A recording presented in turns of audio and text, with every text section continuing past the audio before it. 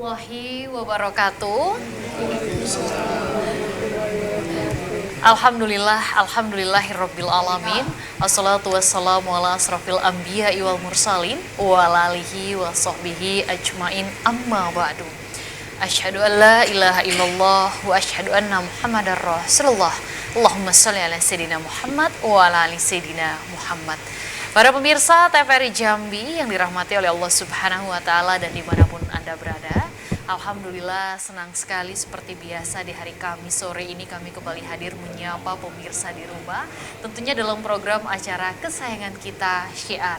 Tadi di awal telah kita dengar bersama-sama lantunan lagu yang begitu indah yang dibawakan oleh El Hawa Musik yang telah membuka rangkaian acara Syiar pada sore hari ini.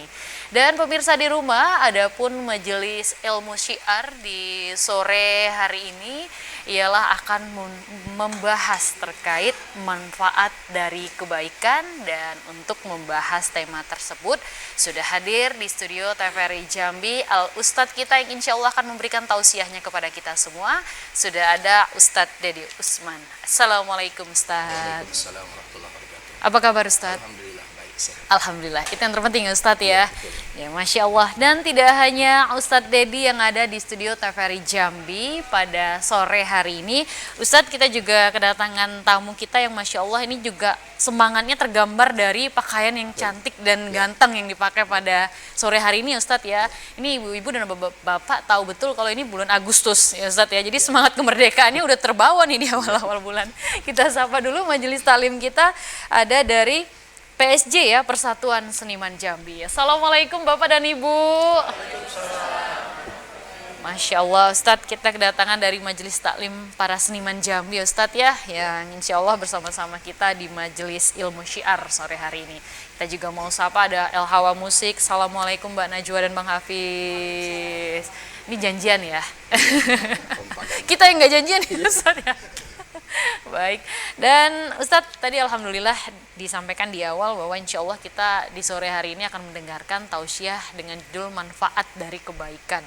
Masya Allah kita menjalani kehidupan di dunia ini ya Ustadz ya, senantiasa memang yang harus kita perbuat dan yang harus kita lakukan adalah sebanyak-banyaknya melakukan kebaikan. Nah, lantas bagaimana sih di dalam Islam memandang esensi dari kebaikan yang harus kita lakukan sebagai umat muslim Ustadz?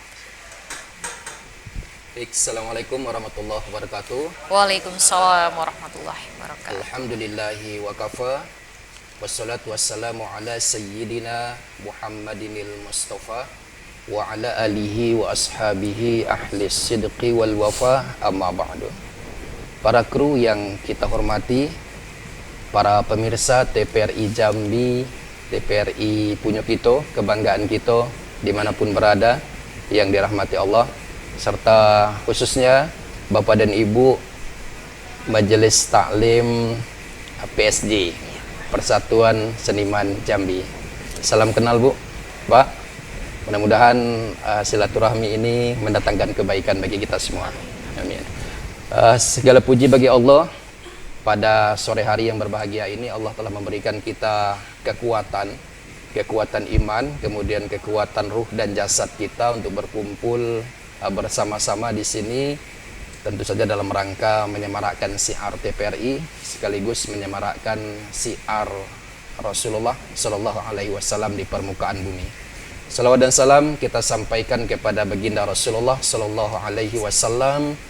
Allahumma sholli ala sayyidina Muhammad wa ala ali sayyidina Muhammad.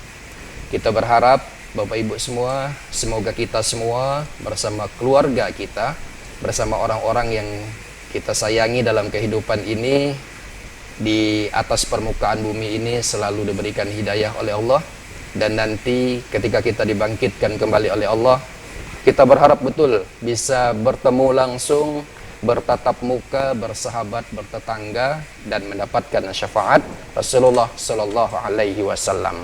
Amin ya Rabbal Alamin.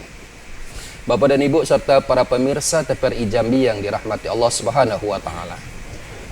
Pada hakikatnya kita ini diciptakan oleh Allah dengan satu tujuan yang teramat mulia. Quran mengatakan, "Wa ma khalaqtul jinna wal insa illa liya'budun." Dan tidak aku jadikan, ciptakan manusia itu kecuali untuk mengabdi beribadah kepadaku. Jadi ibadah tentunya terekam dalam kepala kita itu adalah berbuat kebaikan. Makanya di dalam Al-Quran itu juga dalam surah Al-As, Allah mewanti-wanti kita semua, mengingatkan kita semua. Bismillahirrahmanirrahim. Wal 'asri innal insana lafi khusrin illal ladzina amanu wa 'amilus solihat wa tawassaw bil haqqi wa tawassaw bis sabr. Bahwa demi masa, kata Allah, demi waktu, sesungguhnya manusia itu benar-benar dalam keadaan merugi. Kan kita ini tidak mau merugi, kita ini pasti mau untung. Apalagi seniman lah, seniman itu biasanya identik dengan pukulan-pukulan. Tung, tung, tung, tung, pukulannya kan, berarti untung gitu nih, mau hidup nih kan, maunya untung. Dalam hidup kita mau untung. Jadi kalau rugi, ya alangkah ruginya kita dalam kehidupan ini. Kita akan merugi kecuali, kata Allah, orang-orang yang beriman, kemudian melakukan amal soleh. Dia saling tegur menegur, menasehati dalam kebaikan, kebenaran, kemudian nasihat menasehati, tegur menegur, saling mengingatkan dalam hal kesabaran. Intinya dari beriman itu dia buktikan dengan melakukan kebaikan-kebaikan. Nah, kadang esensinya kebaikan itu ternyata mendatangkan manfaat bagi kehidupan kita. Kan mendatangkan manfaat. Yang dalam yang pertama itu manfaatnya ada dalam Quran itu orang yang berharap betul kepada Allah. Wa minhum may yaqulu rabbana atina fid dunya hasanah wa fil akhirati hasanah wa qina adzabannar. Dia berharap kepada Allah, ya Allah, anugerahkan kepada kami kebaikan, kebahagiaan dunia, kebahagiaan akhirat, jauhkan dari api neraka. Itu doa kita tuh, Bu. Ketika dalam sholat kan A, B, C, D sampai Z, tutup dengan doa sapu jagat, doa itu kan. Artinya dalam kehidupan dunia kita pengen bahagia sejahtera. Kadang-kadang ukuran bahagia sejahtera itu sukses, punya duit banyak, rezeki lancar. Yo paling tidak kalau udah penghasilan itu berlebih, pas-pasan. Pas-pasan lah minimal, Bu. Pas nak buat rumah ada duit. Pas nak beli mobil ada duit. Pas nak naik haji ada duit. Artinya pas-pasan, pas untuk ukuran kita, harapan kita, dunia kita tuh bagus. Kemudian satu sisi juga kita mengharapkan kepada Allah selamat dalam urusan akhirat. Ya, selamat terus akhirat tuh kita masuk surganya Allah. Yang kata Allah, wa basyiril ladzina amanu wa 'amilus solihati anna lahum jannatin tajri min tahtihal anhar. Bagi kabar gembira, kabarkan kepada hamba-hambaku yang mengerjakan amal soleh, yang beriman dan mengamal soleh itu, bahwa bagi mereka itu nanti ada balasan, yaitu surga. Yang di bawahnya itu Quran mengatakan mengalir sungai-sungai. Artinya kenikmatan yang luar biasa yang disediakan oleh Allah Subhanahu wa taala di akhirat. Artinya dengan melakukan kebaikan itu, satu sisi dunia kita ada kebahagiaan, ada kemudahan, ada sesuatu yang sesuai dengan harapan kita, kemudian akhirat kita pun luar biasa bahagia. Nah, kemudian yang kedua, ternyata kebaikan-kebaikan itu apapun namanya, yang mungkin sifatnya yang wajib atau yang sunnah-sunnah yang diajarkan oleh Rasulullah, itu bisa bermanfaat juga. Bagi apa? Bagi untuk kehidupan kita ini kan ada siklusnya kan. Kadang-kadang dari bawah naik ke atas sampai puncaknya turun lagi ke bawah. Tidak ada orang yang bertahan betul kan, pasti turun ke bawah. Dan juga orang dari bawah naik ke atas turun lagi. Yang kata Quran itu dikatakan wa man nu'ammirhu nunakkishu fil khalqi afala yaqilun. Surah apa tuh? Surah Yasin. Surah Yasin. Barang siapa yang kami panjangkan umurnya, maka akan kami kembalikan dia kepada asal mula kejadiannya. Dari dulu, dari kecil lemah, tegak kita susah dari segi fisik. Belajar tegak oleh ibu bapak kita dulu, mak kita dulu. Kita semakin berumur, kembali lagi fisik tuh lemah lagi. Dulu susah tegak, udah tua makin tua, susah pula tegak. Dulu belajar tegak, tulang lemah. Sekarang sudah tua, ada penyakit. Rheumatik lah, asam urat lah, pengapuran lah, tulang rapuh lah, macam-macam lah. Dari segi fisik, mata juga begitu, telinga juga demikian, segi fisik. Kemudian segi pikiran juga demikian. Semakin kita panjang umur tuh Bu, pikiran itu juga semakin menurun kekuatannya. Sekarang nih kadang-kadang kita menurun pikiran kita nih. Lupa karena cepat nian. Baru sholat 1 rakaat baguslah. Allahu Akbar, ruku. Kemudian duduk antara sujud, duduk antara 2 sujud, ruku lagi. Nak naik rakaat kedua mulai bingung. 2 atau 3 tadi? 2 atau 3. Baru batas seumur kita sekarang ini, artinya kekuatan pikiran itu pada hakikatnya semakin berumur, semakin berkurang. Lagi kecil, lagi anak-anak sensitifnya luar biasa. Tidak dibelikan es krim oleh anak kita, oleh ibunya, si anak merajuk. Litak mujuknya bahasa kita dusun kan. Mujuk dipujuk-pujuk, dari kasih es krim baru dia diam. Semakin dia berumur nanti keadaannya seperti semula pula, sensitifnya tinggi. Makin tua, dia menantunya tidaklah, tapi perasaan dia agak lain menantu nih hari ini. Nangis dia di balik kamar. Tanya oleh cucunya, "Nek, ngapa nangis?" Tidaklah. Ternyata ada sisi sensitif. Perasaan dia menantunya itu adalah kurang respect pada hari itu. Padahal tidaklah, karena sisi sensitivisme itu. Artinya ada kekurangan-kekurangan ketika kita panjang umur. Makanya mungkin kita ni sebaik-baiknya janganlah pula minta panjang umur yang panjang menian lah. Allah Tuhanku, berikanlah aku umur 200 tahun. Nah, bisa saja Allah berikan 200 tahun, badan kita tak sanggup lagi. Kita tak sanggup tegak lagi. Kasihan anak cucu kita. Jadi seukurnya saja, silakan minta panjang umur, tapi kita berharap dengan panjang umur itu kita tetap sehat, pikiran masih normal. Kemudian kita yang terpenting itu adalah dijauhkan dari penyakit pikun. Insya Allah, orang-orang yang gemar melakukan kebaikan di masa mudanya atau di masa dia masih kuat fisik dan pikirannya, ketika dia tua nanti dijauhkan oleh Allah dari sifat pikun. Itulah yang kita khawatirkan itu. Sebab kalau lah pikun itu Bu, kasihan nengok anak-anak kita. Mungkin 1-2 tahun dia sabar ngurus kita. Masuk 3 tahun, 4 tahun, kita lah tidak bisa membedakan lagi mana dapur, mana kasur, mana tengah, mana dapur, mana ruang ini. Tak kenal lagi kita. Cucu kita datang. Yang pertama, tanya, "Ini siapa?" Cucu datuk lah ini nih. Kenal. Kenal pada masa itu. Esok datang lagi cucu kita, nanya lagi kita, "Tuh, ini siapa?" Kita khawatirnya seperti itu. Kita pikun, anak kita tidak sabar mengurus kita. Akhirnya mereka sedikit-sedikit khawatirnya durhaka kepada kita. Dan kita harapkan, itulah kita harapkan dengan melakukan kebaikan-kebaikan itu, apapun bentuknya, sifatnya yang wajibkah bagi kita, solat dan sebagainya, atau yang sunat-sunat dalam kehidupan ini, kita harapkan ketika nanti usia kita panjang, mungkin lama betul menikmati kehidupan ini, kita berharap jauh dari sifat pikun, atau hal-hal yang bisa menghantarkan kita ke dalam kemurkaan Allah atau kebencian manusia dalam kehidupan ini. Oke, baik Ustadz, kita jeda dulu ya Ustadz ya. Dan pemirsa di rumah tentunya jangan kemana-mana karena program acara Syiar masih akan segera kembali, tetaplah bersama kami.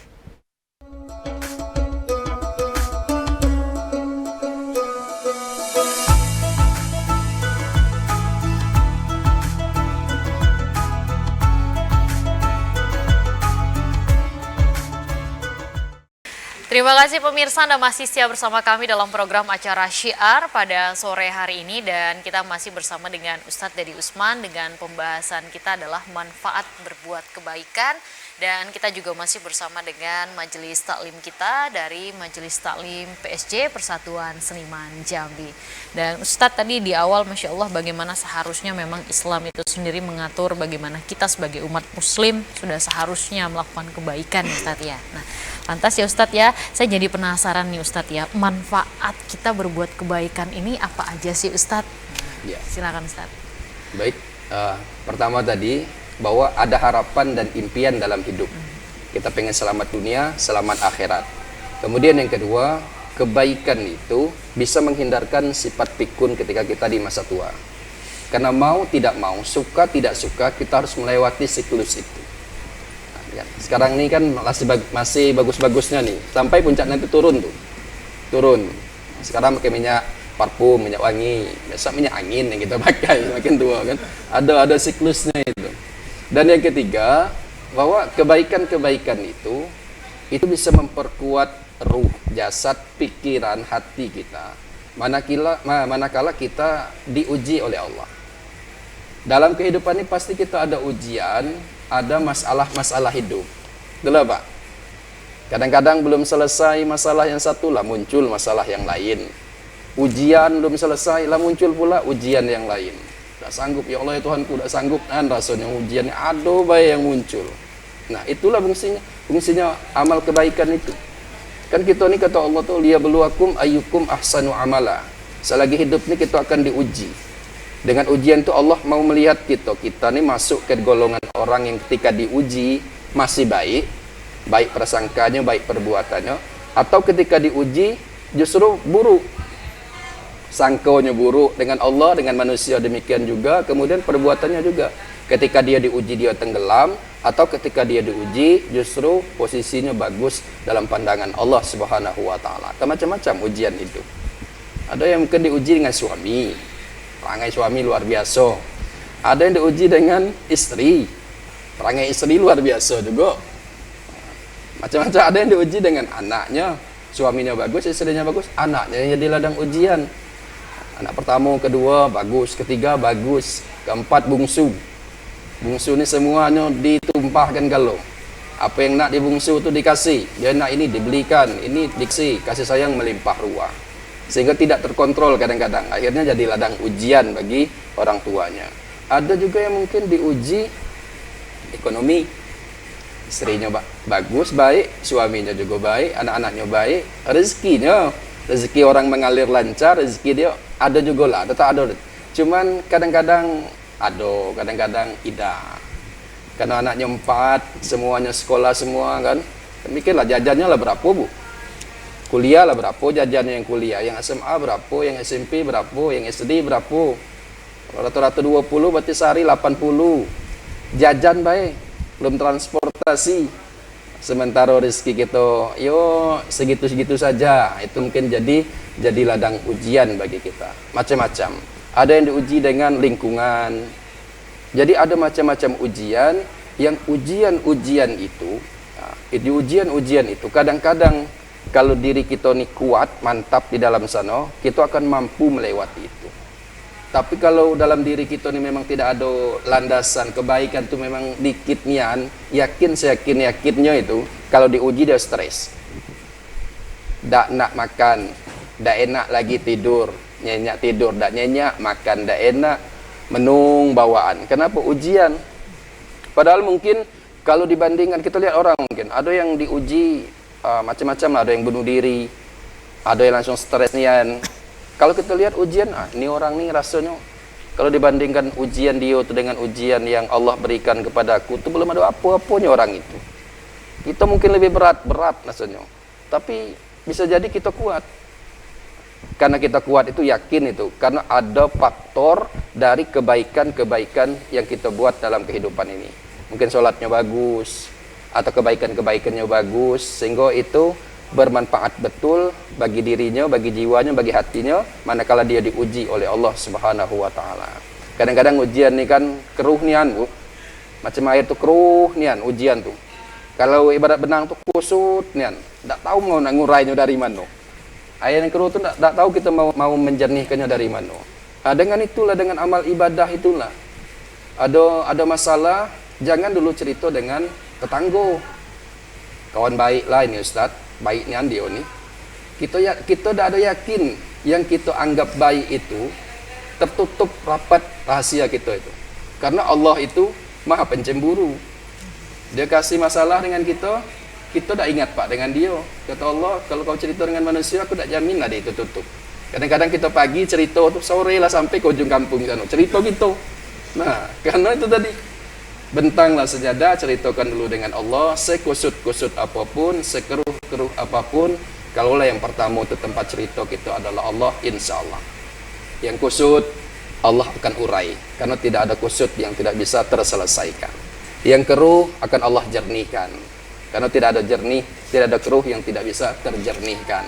Intinya itu ke amal kebaikan. Disitulah fungsi betul amal kebaikan seseorang itu. Makanya semua kita ni diuji, yakinnya kalau ditanya satu-satu, ada galau ujian gitu nih, ada galau masalahnya. Cuman mungkin satu pintar betul menyembunyikan masalah dan ujiannya, mungkin satu tuh agak beda. Ada yang menyikapi ujiannya itu dengan cerianya dirinya. Pokok ceria betul. Di mana dia duduk, suasana hidup. Aduh, baik cerita. Mungkin itulah cara dia nutupi ujiannya. Supaya dia kuat. Kalau dia diam di rumah, stres gini gitu dia. Pergi dia keluar. Ada beda lagi, terbalik. Tenang betul. Seberat apapun dia tenang. Seolah-olah tidak ada ujian. Sehingga orang nampak, yang penting sekarang orang nampak bahagia, tenang bawaannya, padahal di dalam hati itu mungkin bergejolak macam-macam ujian dan masalah hidup. Macam-macam cara menyikapi itu. Tapi intinya, yakin seyakin-yakinnya dengan amal baik yang kita lakukan itu, apalagi solat, karena solat itu Allah katakan, wasta'inu bis-sabri was-shalah wa innaha lakabiratun illa 'alal khashi'in. Jadikan sabar dan solat sebagai penolongmu. Walaupun solat yang itu berat ketolong, tapi sabar dan solat itu memang penolong yang terbaik betul dari setiap masalah-masalah dan ujian-ujian kehidupan kita. Baik ya Ustadz ya, jadi manfaat-manfaat kebaikan itu sangat banyak sekali, Masya Allah ya Ustadz ya. Ustadz, di kesempatan kali ini kita berikan kesempatan untuk majelis taklim kita bertanya Ustadz ya. Silahkan untuk yang ingin bertanya, Bapak dan Ibu. Oh Ibu, silahkan Ibu, sebutkan nama dan pertanyaannya ya Bu. Waalaikumsalam warahmatullahi wabarakatuh.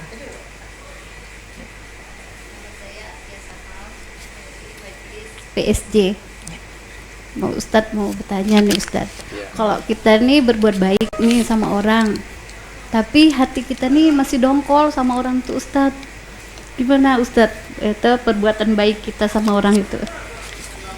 Makasih Ustadz. Baik. Assalamualaikum warahmatullahi wabarakatuh. Waalaikumsalam warahmatullahi wabarakatuh. Terima kasih pertanyaannya Ibu Atia ya. Silakan Ustadz, ini berbuat baik tapi hati masih dongkol nih Ustadz. Tak ada ikhlas. Masih belum ikhlas. Ini orang nih lah sudah dikasih apa perhatian, kita baik dengan dia masih juga usil dengan kita. Kadang satu sisi untuk ini kita masih berusaha, tapi hati itu memang kadang-kadang dongkol masih. Mau diucapkan, takutkan kita tersinggung misalnya kan. Nah, memang tingkatan tertinggi itu adalah melakukan kebaikan itu memang ikhlasnya luar biasa. Ikhlas itu. Misalkan kita ambil analogi yang lain. Kebaikan itu yang luar biasa pahalanya. Misalkan untuk sedekah, misalkan luar biasa pahalanya itu manakala kita tuh membutuhkan itu. Tapi kita mampu berbagi dengan orang lain. Kita butuh dan kita mampu berbagi dengan orang lain. Nah, itu luar biasa tuh. Sama dengan itu, kita sebenarnya dongkol betul tuh. Tapi kita mampu masih berbuat kebaikan. Tahap pertama sih oke lah, tapi mudah-mudahan insya Allah kita akan belajar untuk semakin sering belajar itu semakin inilah gitu dengan kebaikan-kebaikan itu. Pokoknya contoh teladan kita itu Rasulullah itulah. Memang beratnya bagi level-level kita nih, mungkin level saya juga mungkin berat yang seperti itu, tapi tetap kita kiblat kita Rasulullah. Bagaimana mungkin sejarah mungkin mengatakan, cerita mengatakan Rasulullah itu ada orang Yahudi buta, setiap hari dia kasih makan. Orang tidak bisa juga ngunyah, tapi Rasulullah supaya orang itu bisa makan. Kalau keras itu dilembutkan setiap hari. Dan ketika dikasih makan tuh orang Yahudi itu selalu nyebut Rasulullah. Muhammad tuh gilo segala macam, ngaku nabi. Ada kini tuh nabi lagi. Memang gilo dan Muhammad tuh. Tapi Rasulullah terus ngasih setiap hari. Setiap hari sambil ngasih makan tuh terus orang Yahudi itu terus menghina Rasulullah. Kalau kita udah telap jam tuh. Mungkin kalau kita langsung makan orang ngata kita langsung itu masih lagu mulut dia. Tapi Rasulullah kan tidak demikian. Tidak demikian. Itu akhlak Rasulullah. Sehingga ketika Rasulullah telah wafat, orang itu tidak ada lagi yang ngasih makan itu. Abu Bakar ngasih makan, barulah orang itu tahu kok beda ya. Yang ngasih makan ini beda, kualitas kelembutannya, takzimnya itu luar biasa. Kata Abu Bakar, yang memberi makanmu selama ini adalah Muhammad dan dia telah dipanggil oleh Allah Subhanahu wa taala. Artinya tahap pertama itu tidak apa-apa lah kedongkol. Tapi kita berusaha tetap kebaikan-kebaikan itu kita tebarkan dan seyakin-yakinnya kebaikan itu walaupun orang itu tidak membalasnya, mungkin Allah akan memberikan balasan dari jalan yang lain. Dan yang demikian. Oke, kita Itu ya buat ya, insya Allah mudah-mudahan. Jadi dari awal proses belajar dulu ya Ustadz ya, kemudian lama-lama beradaptasi. Baik, dan nanti kita sambung lagi Ustadz untuk pertanyaan dari Bapak dan Ibu-Ibu yang hadir di sore hari ini. Nah pemirsa di rumah tentunya jangan kemana-mana karena Syiar masih akan segera kembali, tetaplah bersama kami.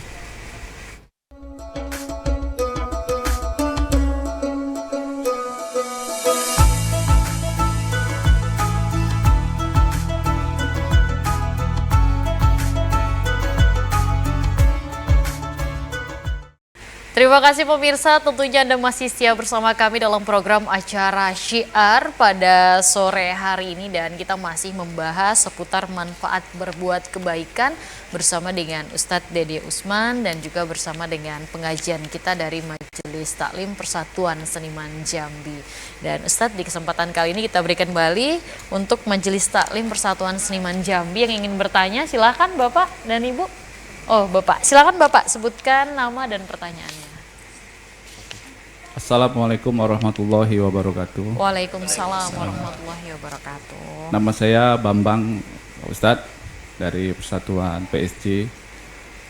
Yang sebelum saya bertanya, saya mau ada menjelaskan sedikit Ustadz terkait mengenai kebetulan saya bertetangga dengan orang yang non Muslim Ustadz.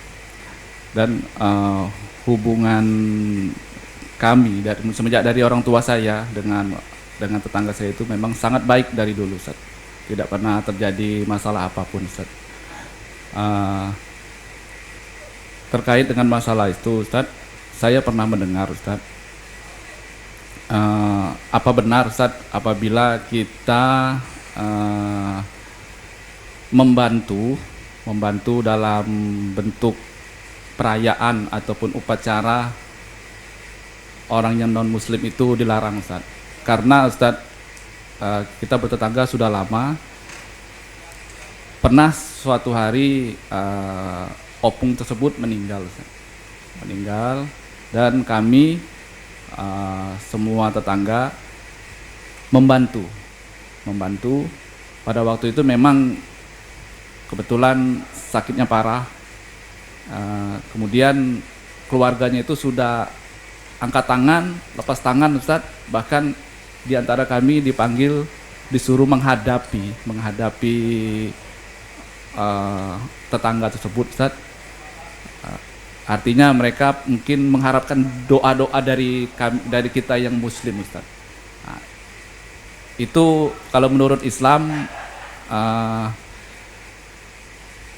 apa maksudnya?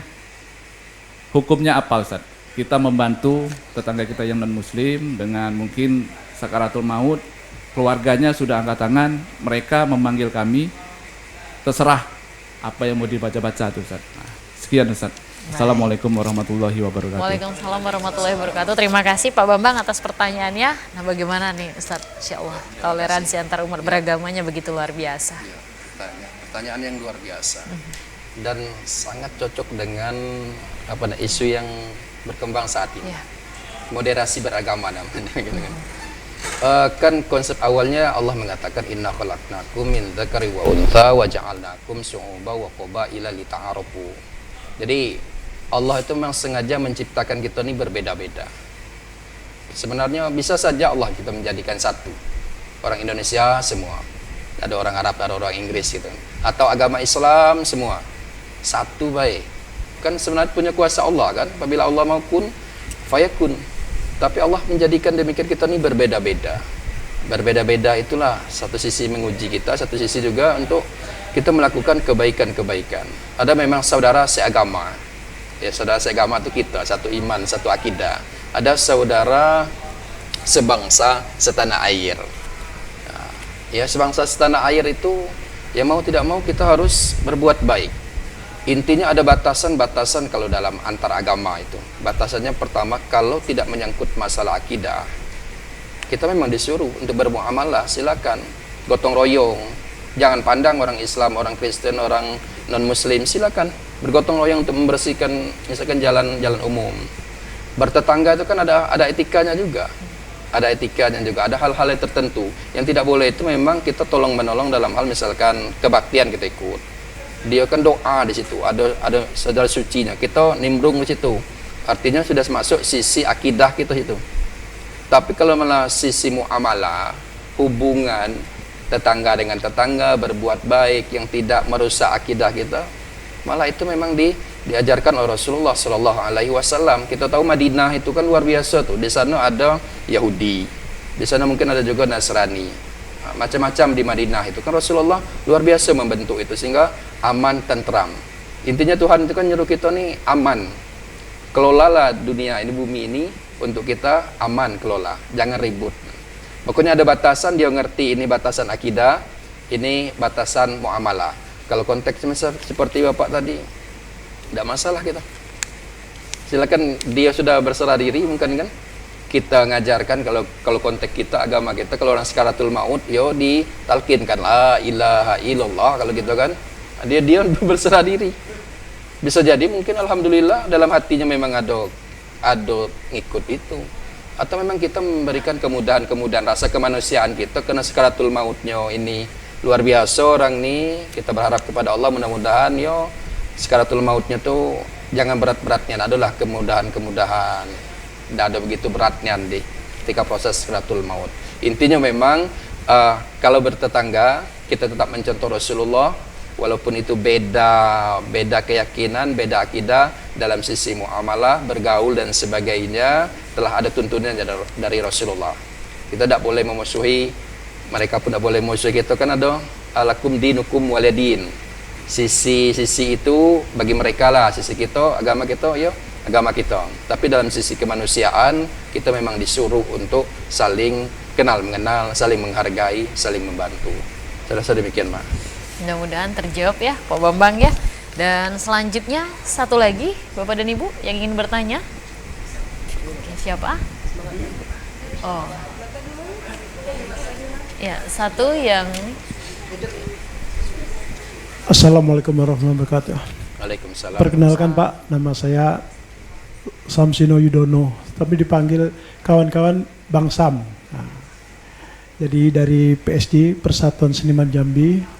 Yang saya tanyakan ini Pak, ada dua esensi Pak. Yang satu, masalah kita berniat berbuat baik, umpama sholat di masjid Pak ya.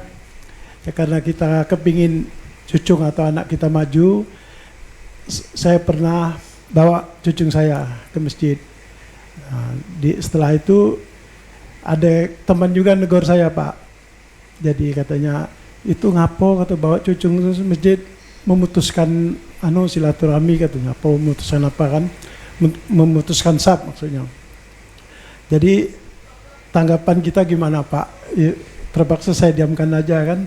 Jadi menurut Pak Ustadz, mohon sarannya gimana yang baik. Satu. Yang kedua masalah masih dalam sholat juga Pak ya. Gini Pak, kadang-kadang kita sholat nih waktu baca doa ketika kadang terlalu lama Pak. Sementara mungkin kebelet mau ke belakang. Jadi gimana tindakannya Pak? Apa kita bertahan? Apa kita tinggalkan dulu?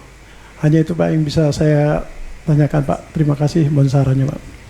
baik, terima kasih pertanyaannya Pak Sam ya.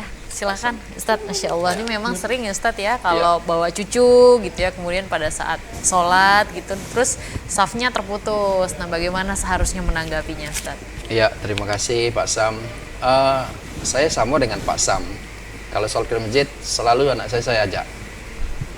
Artinya mereka kan belum balik, saya sedih, saya ajak ke masjid. Memang kalau menurut paham-paham guru-guru kita dulu, kalau anak kecil itu yang belum sunat, mereka akan memutuskan saf.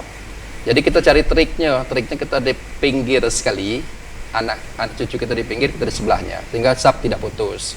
Atau di belakang posisinya, kita di depan, anak kita di belakang. Tetap diajak anak, sehingga dia terkontrol gitu. Nah, sebelum berangkat sebut aja acung misalkan, atau nak kaget di sana jangan ribut. Nah, orang itu biasanya khawatirnya kan anak-anak ribut. Kita nih yang sering itu anak kita suruh ke masjid, kita udah ke masjid.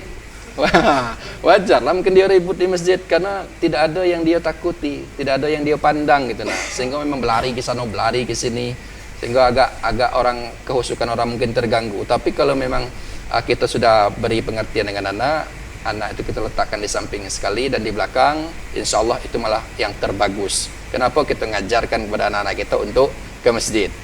Kelak kita meninggal, anak kita itulah yang akan menggantikan kita memakmurkan masjid itu. Kemudian yang kedua masalah doa. Imam yang terlalu panjang atau imam biasanya imam itu kan ada doa bersama gitu. Memang sebaiknya kita standar-standar bela khairul umuri awsatuha, sedang-sedang saja berdoa. Kalau berdoa itu ramai gitu kan.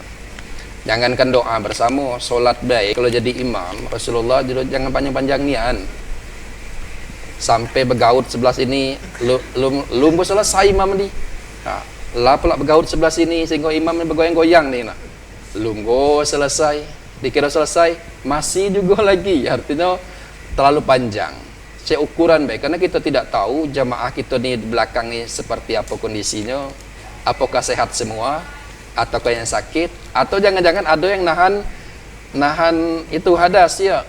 Coba Bu kita nahan misalkan nahan kentut lah misalnya, imam terlalu lama nak dibatalkan sayang misalnya, nak diteruskan sakit perut, nah artinya begitu. Tapi dalam konteks yang demikian tidak apa-apa Pak kita tidak ada yang ikut doa bersama. Yang penting wajib dulu tuh, tidak bisa ditunda, itu panggilan alam itu kan, tidak bisa ditunda. Kita bisa berdoa sendirian. Bahkan kalau di dalam solat pun itu makruh kita nahan itu. Ya kecuali lah sudah tahiyat akhir kan, masih baru dua rakaat, masih ada 2 rakaat lagi lah, tak tahan lagi sudah keluar kita, ambil wudhu, masuk lagi, baru lanjutkan lagi kita jadi masbuk. Artinya yang itu tidak bisa ditahan Bu. Yakin kalau nahan itu tidak bakalan khusyuk. Tidak bakalan khusyuk lagi itu. Yang ada kita dongkol dengan imam itu. Lambung nian, belum gua selesai. Nah, gitu kan. Artinya kalau memang untuk kehusukan solat itu, khususnya solat karena ini luar biasa, memang satu hal-hal yang mengganggu itu usahakan memang kita buang nian. Sebelum solat kalau nak masak, selesaikan nian masak. Kalau nyuci, selesaikan nian nyuci itu. Jangan sambil nak solat sudah ambil wudhu, ember masih kosong dihidupkan naiknya. Ada baru kita mikir sudah selesai ini ember penuh, solat selesai ember penuh. Itu yakinnya terpikir itu tuh di rakaat kedua atau rakaat ketiga kayak gitu masalah air. Nah, kalau hadas pun demikian, hadas sudah ada tuntunannya. Kalau misalkan di rakaat yang kedua kita sudah terasa pengen buang air, cepat keluar, ambil wudhu kembali, kemudian sambung ikut dengan jamaah. Apalagi cuman berdoa yang sifatnya yang sunat. Ada masalah, imam silakanlah dulu, kita berdoa pula dengan cara kita nanti. Saya rasa demikian. Baik, itu ya, mudah-mudahan terjawab ya Pak Sam ya. Baik Ustadz, dalam menyikapi manfaat berbuat kebaikan ini sendiri ya Ustadz ya, lantas sebagai kesimpulan akhir bagaimana seharusnya kita menjadi manusia yang harus senantiasa melakukan kebaikan Ustadz, walaupun mungkin di sekeliling kita ini masih seringkali seperti yang ditanyakan tadi membuat hal yang menyakitkan hati kita, tapi kita harus tetap konsisten hati kita untuk berbuat kebaikan. Ini bagaimana caranya Ustadz? Yang terberat dalam hidup melakukan ibadah itu adalah konsisten, istiqomah. Maka triknya yang pertama adalah buat perencanaan. Dalam Al-Quran itu dikatakan wal tanzur nafsum ma qaddamat lighad. Kita harus mempersiapkan betul, persiapan untuk menyongsong hari esok. Buatlah perencanaan program kehidupan. Biasa-biasanya ya Allah Tuhanku selama ni dak nian nak. Jangankan nak sebulan sekali. Setahun sekalinya jarang kita bangun malam solat 2 rakaat. Kita berencana. Ya Allah Tuhanku di tahun ini aku berencana paling tidak sebulan sekali jadilah bangun malam solat 2 rakaat. Nah, itu namanya rencana kan. Kita sebenarnya bangunlah malam, ke belakanglah kita nyentuh air. Nah, cuman dah ada pula nak wudhu, sudah ke belakang udah selesai hajat kita masuklah tidur pula kan. Itu kan kita berencana, itu artinya ada sesuatu yang baru yang kita tambah. Ya Allah Tuhanku selama ini tidak pernah nyamkan puasa sunat sebulan sekali. Berilah aku kekuatan untuk puasa sunat sebulan sekali jadilah. Jangan apa seminggu sekali, sebulan sekali jadilah. Ada yang tambahan. Biasa cuma sembahyang wajib baik, berniat kepada Allah untuk berencana tambah yang sunat. Ba'diyah atau qobliyah. Ada perencanaan. Sudah direncanakan, laksanakan. Jangan sebatas rencana pengennya nak puasa sunat, dak terencana. Yang lama lah tidak terbayar-bayar misalnya kan. Artinya sudah ada rencana, laksanakan. Sudah laksanakan itu barulah kita istiqomah. Istiqomah itu kan mantap. Kita memang kadang-kadang level kita nih kadang-kadang semangat, kadang-kadang turun. Hari ini semangat luar biasa. Besok lah hilang luntur semangat. Apalagi sudah tinggal sekali, tinggal 2 kali, tinggal 3 kali nak bangkit lagi susah, berat nak bangkit. Makanya kata Rasulullah itu katakan kul amantu billahi tsumma istaqim.